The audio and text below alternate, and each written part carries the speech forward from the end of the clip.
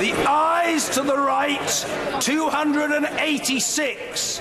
The noes to the left, 344. So the noes have it, the noes have it. Unlock. It's time for the UK to start preparing for the worst as the Brexit crisis plunged to a deeper level of uncertainty today. Shame on you! Shame on you! In another crushing defeat for British Prime Minister Theresa May, her government shot down her unloved divorce deal for a third time, leaving it totally unclear how, when, or even whether the UK will leave the European Union. I think it should be a matter of profound regret to every member of this House that once again we have been unable to support leaving the European Union in an orderly fashion. The implications of the House's decision are grave. Anger runs deep for citizens hanging in the balance of the Brexit chaos. They never wanted to do it, they never will do it, they're just going to carry on betraying the vote. It's never going to change. Thousands of Brexit supporters gathered outside UK Parliament today.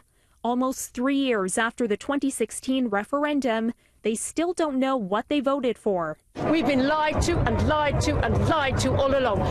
To say we are spitting mad is putting it mildly. Earlier today, Ottawa had issued a travel advisory for Canadians in the UK, warning of violent protests and urging travelers to avoid areas where demonstrations are taking place and nearby underground stations. But it appears the government has since taken that tweet down. The results of today's vote means the UK only has 2 weeks to come up with some kind of exit strategy. Or else Britain faces crashing out of the EU on April 12th without a deal that protects trade and softens the shock to one of the world's largest economies. That is not enough time to agree, legislate for and ratify a deal. And yet the House has been clear it will not permit leaving without a deal. And so we will have to agree an alternative way forward. Options on the table include cancelling Brexit, or the country could push its luck and seek a further extension from the EU, but that would force the UK to take part in European elections in May. The Prime Minister had even offered to resign if she could have been so lucky as to finally get her withdrawal agreement past Parliament. Its failure now also throws her future into doubt. But the UK's opposition party leader is calling for May to stand down and let a new leader take over negotiations with the EU.